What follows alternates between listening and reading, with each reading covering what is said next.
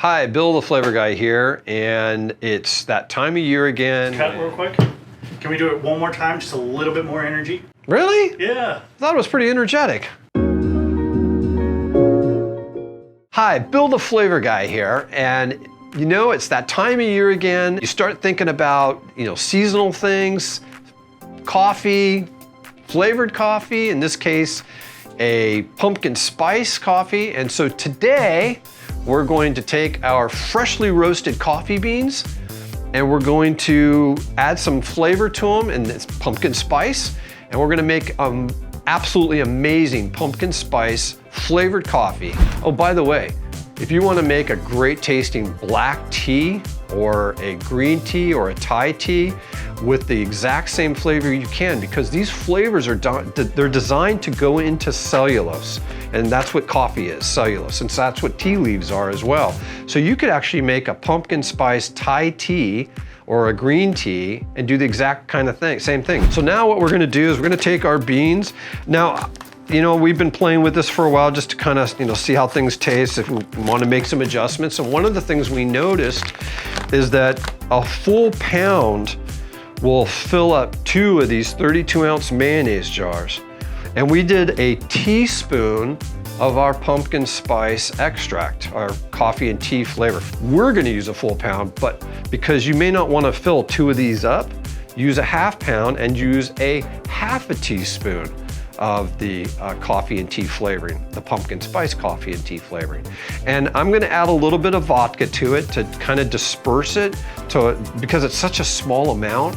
If we add it to some alcohol and we spray that on the coffee beans, the alcohol is gonna go away. Don't be freaking out on me now that you're gonna be getting some alcohol, although you might need some if you're freaking out right now.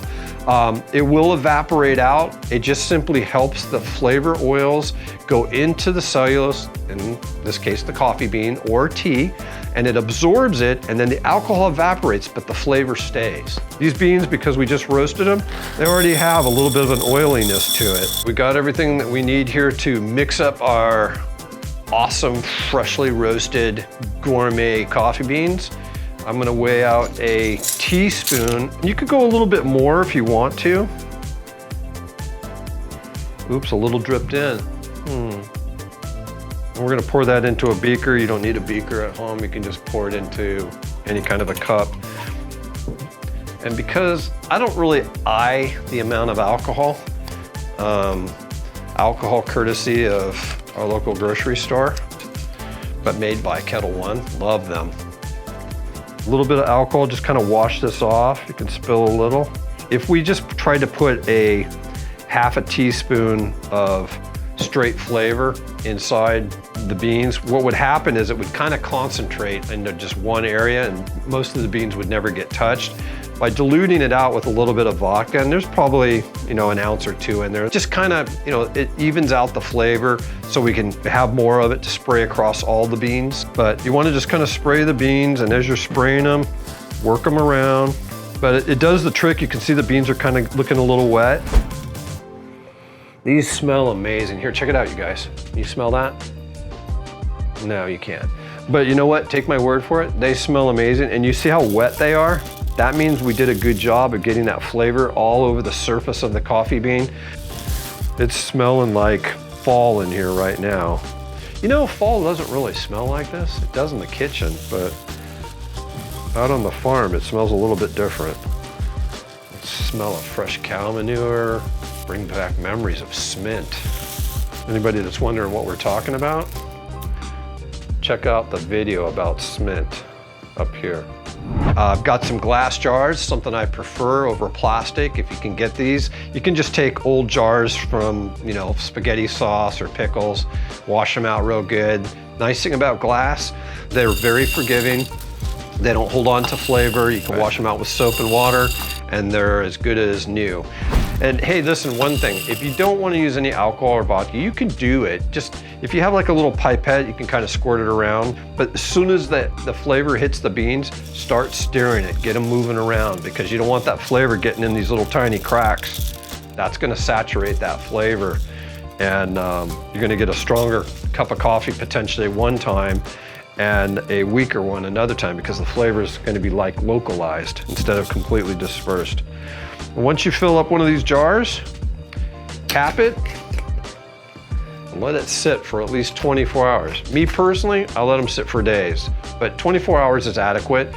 By tomorrow, you can put these in the grinder and make yourself an amazing cup of pumpkin spice coffee. But thanks to the magic of cameras, here it is, it's done. We actually made these 2 days ago, and they smell amazing. See, that's the thing. When you have a really good roasted coffee and that smell of that fresh roasted coffee, that's by itself awesome. And now you have the pumpkin spice on top of that. We didn't use garbage beans here, guys. We used good beans. Well, we're using Nature's Flavors coffee, of course, which is an El Tolima bean from Colombia. It's also organic, and it's bird friendly, it's butterfly friendly. All right, let's grind these up and have some coffee. A medium roast coffee and a medium grind with the flavor, and that's gonna be pretty tasty. We've made our coffee and we improvised today. We put our ground up pumpkin spice gourmet coffee beans into a cold brew decanter, and it's pretty dark. It smells amazing. I'm wondering if there's enough flavor in here, so let's see, because if there's not, we're gonna change this up. All right, so let's pour a little off. And now I wanna make sure that I mention that flavored coffees don't taste good by themselves. You know, I was at a breakfast over the weekend, and one of my friends had flavored hazelnut coffee. But man, without that cream and sugar, that flower just didn't bloom. And so I can't say enough about how important it is to add some cream or something with some fat in it, and absolutely a sweetener. It doesn't have to be sugar, it could be your favorite non-nutritive sweetener. What is that? Non-nutritive simply means there's no nutritional value in it. So there are certain sweeteners, even in nature, stevia, lohan, sugar alcohols, you know, your body, you see calories when you look at a sugar alcohol on the side of a package, but the human body doesn't metabolize sugar alcohols. I love erythritol, it's one of my favorites. When I had my problems with sugar years ago, I switched to erythritol, and I made my own personal blend. I did a debitterized stevia and some erythritol, and you can't tell that it's not sugar. But you want to make that flavor get pushed by the sugar, and that helps to really drive that flavor. It gives it depth. And so 1 teaspoon of organic cane sugar, a little bit of our heavy whipping cream. Oh, makes her a great cup of coffee, I gotta tell you.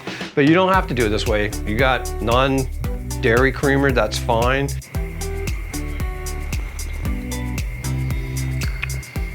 The pumpkin spice is there.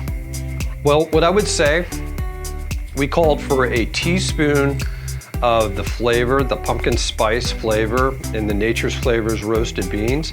I think we could go to a teaspoon and a half to 2 teaspoons, and it wouldn't be over flavored. It's really light, I like it. And when it comes to flavored coffees, I'm not a big fan of an overly flavored because I like the taste of coffee. Nothing in nature satisfies you. It goes away in 2 to 3 seconds. If it's there at 5 seconds, that's the limit for me. You know, the more I taste it, the better I like the pumpkin spice on this. So listen, you saw that process. It wasn't that complicated. It's a fun process. I would say this though, if you do put your coffee beans flavored in one of those coffee makers and they have all that plastic in them, don't be surprised if the next cup of coffee has a little bit of a remnant of pumpkin spice or whatever the flavor is. And so anyway, that concludes our video. Anyway, see, the caffeine's already working. That concludes our video for today.